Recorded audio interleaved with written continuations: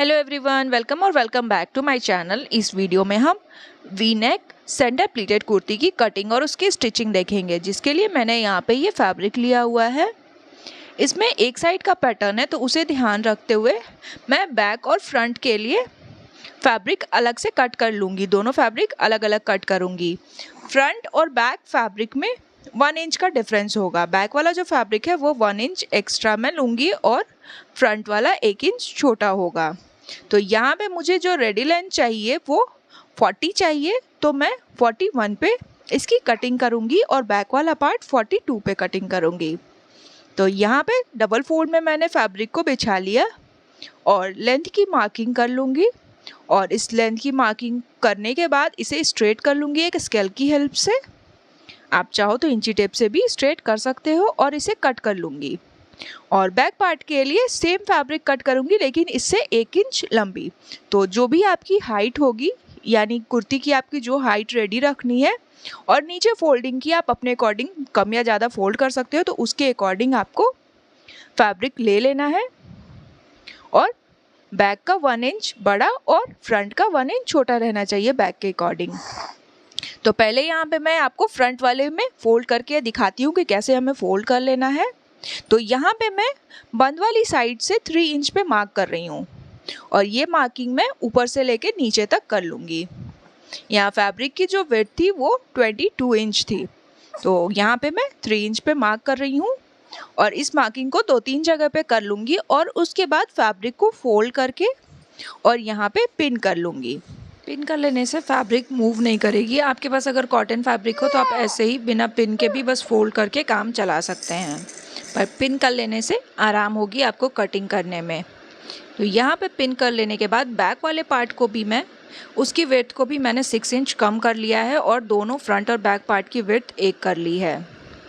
अब यहाँ पे मैं फ्रंट वाले पार्ट पे मार्किंग स्टार्ट करूँगी। तो शोल्डर मैंने 7.5 इंच और शोल्डर ड्रॉप मैं 1 इंच का ले रही हूँ।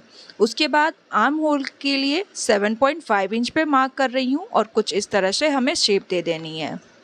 उसके बाद चेस्ट की मार्किंग करेंगे।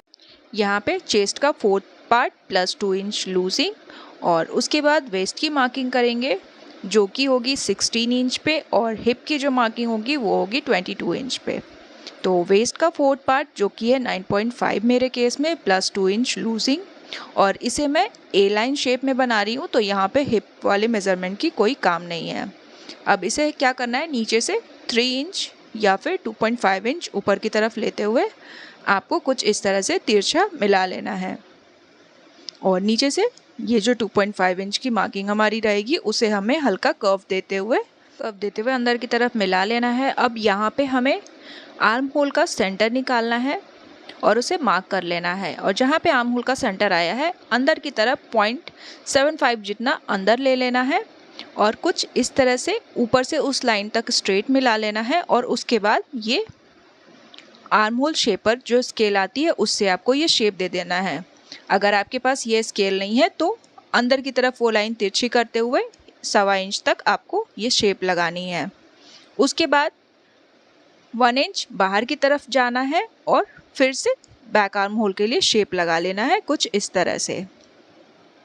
अब यहाँ पे नेक की विड्थ जो रहेगी वो 3.5 इंच रहेगी और 1.5 इंच की मैं पट्टी लगाने वाली हूँ वी नेक की, उसकी मार्किंग मैंने कर ली है।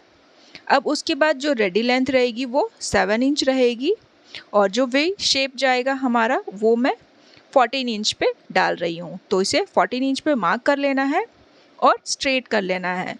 14 इंच पे जो मार्किंग की है वहाँ पे 0.75 जितना आपको सीधा मार्क कर लेना है और ऊपर वाले लाइन से कुछ इस तरह से मिला लेना है एक स्ट्रेट लाइन करते हुए। ये देखिए, इस लाइन को अच्छे से गहरा करके मैं आपको दिखा दे रही हूँ। ये 3.5 के बाद जो हमने 1.5 लिया ना वहाँ पे मैंने मिलाया है। और शोल्डर स्लोप की मार्किंग कर लेनी है। अब यहाँ पे हमने 1.5 इंच जो लिया है, 3.5 इंच के बाद उसकी अंदर के साइड से हमें 1/2 इंच मार्किंग कर लेनी है और नेक कट कर लेना है। ध्यान रखें 1/2 इंच अंदर की तरफ करते हुए हमें नेक को कट कर लेना है, जो कि हमारी स्टिचिंग में जाएगी।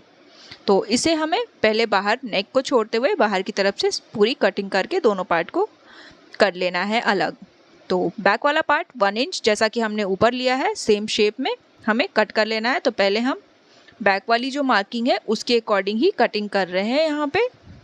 इसे हमें कट करके अलग कर लेना है। अब बैक वाले पार्ट को हटा लेना है और फ्रंट वाले पार्ट की कटिंग कर लेनी है।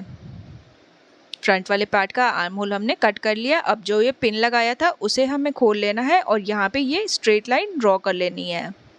स्ट्रेट लाइन ड्रॉ करने के बाद 1/2 इंच अंदर की तरह हमें मार्क करना है और उसके बाद सेम जो हमने शेप में मार्किंग की है उसमें हमें कटिंग कर लेनी है। ध्यान रखते हुए जो हमने मार्किंग की है उसकी अंदर की तरफ से ही हमें कटिंग करनी है 1/2 इंच। यहाँ पे कुछ इस तरह से हमारी यहाँ पे प्लेट आएगी और यहाँ पे वी नेक की पट्टी यहाँ पे जुड़ेगी। तो चलिए स्टिचिंग स्टार्ट करते हैं। यहाँ पे मैंने पट्टी पहले से रेडी कर रखी है जिसकी विड्थ मैंने 2 इंच ली है और 1.5 इंच हमें रेडी करनी है। 1/2 इंच सिलाई में चली जाएगी और 1.5 इंच हमारे पास बचेगा। यहाँ पे ये मैंने समोसा लेस लिया हुआ है।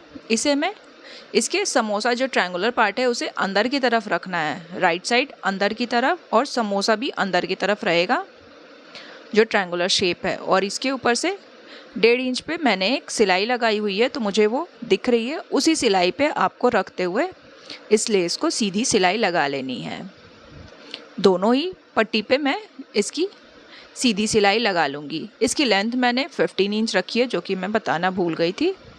अब इसे हमें मेन फैब्रिक पे अटैच करना है। तो कुर्ती का राइट साइड हमें लेना है और राइट साइड पे इस पट्टी की भी राइट साइड को रखना है और नीचे कॉर्नर तक हमें सिलाई लगानी है। जहाँ तक हमने कट की हुई है ना एकदम वहाँ तक 1/2 इंच जो नीचे मार्जिन छोड़ा हुआ है वहाँ तक हमें स्टिच करना है। दोनों ही पार्ट को ऐसे ज्वाइन कर लेना है। ये देखिए ये मैंने ज्वाइन कर लिया। अब यहाँ कॉर्नर पे हमें कट लगाना है दोनों ही साइड पे। यहाँ पे ये कट लग गया। अब हमें यहाँ पे प्लीट्स डालनी है जो कि 1.5 इंच एक साइड और 1.5 इंच दूसरी साइड जाएगा, यानी 3 इंच टोटल में हमें ये प्लीट्स लगा के रेडी करनी है। तो पहले मैं प्लीट्स लगा लेती हूँ और उस पर एक सिलाई लगा लेती हूँ सीधी, जिससे कि हमें वी नेक वाली पट्टी को ज्वाइन करने में आराम होगा। छोटे छोटे स्टेप्स में जब हम कुछ भी बनाते हैं ना तो उसकी फिनिशिंग अलग ही आती है।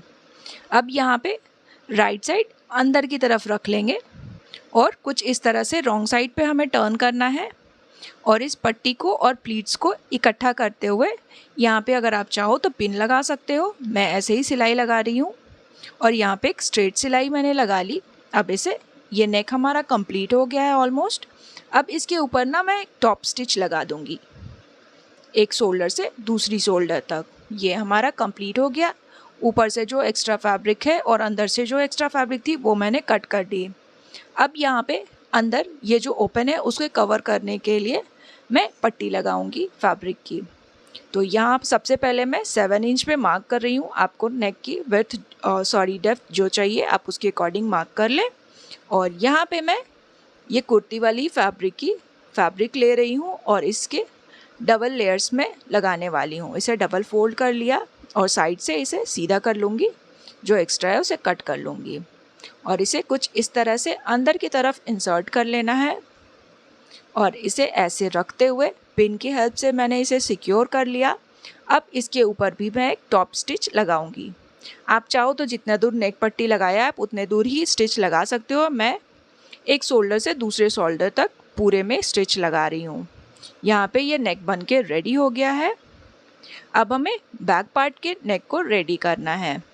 तो उसके लिए फ्रंट वाले को शोल्डर को कुछ इस तरह से रखना है और उसकी मार्किंग करनी है। उसके बाद जो आपकी सिलाई मार्जिन आपने जितना लिया हुआ है उस पर मार्क करेंगे और इसकी नेक की जो डेप्थ है वो मैं 2 इंच रखने वाली हूँ। यहाँ पे सिंपल राउंड नेक मैं बना रही हूँ। अब इसे कट कर लूँगी। इसे कट कर लेने के बाद ये जो सिलाई वाली मार्किंग है ना उसे बैक साइड पे भी लगा लूँगी, दूसरे वाले साइड पे, ताकि स्टिच करते टाइम ये ध्यान में रहे। अब इसे मैं नेक को फिनिश करने के लिए ये उरे पट्टी कट कर रही हूँ। मैं इसे उरे पट्टी कट कर रही हूँ जिसकी विड्थ मैंने 2 इंच ली हुई है। अब इसे हमें कुछ इस तरह से नेक पे डबल फोल्ड करके मैं लगाऊंगी। ऊपर से ये जो कोना है उसे मैंने सीधा कर लिया। अब ये डबल फोल्ड करूंगी और राइट साइड पे एक साइड से सिलाई चलाते हुए दूसरी साइड पे हमें सिलाई लगा लेनी है। उरे पट्टी को हल्का खींचते हुए ही सिलाई लगाऊंगी, ज़्यादा लूज छोड़ते हुए सिलाई नहीं लगानी है। अब उसके बाद पूरे गोलाई में छोटे छोटे से नॉचेस लगा लूँगी और इसे ओपन करते हुए इसके ऊपर सिलाई लगाऊंगी। एकदम किनारे पे सिलाई लगाऊंगी जिससे कि फिनिशिंग बहुत अच्छी आती है। अब इसे अंदर की तरफ करके फिनिश करना है। उसके पहले हमें दोनों शोल्डर को ज्वाइन करना है। कुछ इस तरह से रखेंगे और यहाँ पे स्टिच लगा लेंगे। सेम इसी तरीके से हमें दूसरे वाले शोल्डर को भी ज्वाइन कर लेना है और उसके बाद स्लीव्स ज्वाइन करेंगे और साइड की सिलाई लगा देंगे फिटिंग वाली और हमारी कुर्ती बन के रेडी हो जाएगी। वीडियो कैसी लगी है आप हमें कमेंट में ज़रूर बताइएगा। वीडियो अच्छी लगी हो तो लाइक एंड शेयर, और चैनल को अभी तक सब्सक्राइब नहीं किया है तो सब्सक्राइब ज़रूर कर लें ऐसे ही और वीडियोस को देखने के लिए। यहाँ पे नेक पे मैं तुरपाई नहीं कर रही हूँ, इसे सिलाई लगा के ही फिनिश कर रही हूँ। ये रहा हमारा नेक बन के रेडी हो गया है। अब आगे जो सिंपल कुर्ती की जैसे स्टिचिंग होती है वैसे ही हमें स्टिचिंग कर लेनी है। स्लीव अटैच करके फिटिंग की सिलाई लगा लें और ये हमारा कुर्ती बन के रेडी हो जाएगा। अब देखते हैं इसकी फाइनल लुक को। ये रहा इसका final look. Thanks for watching.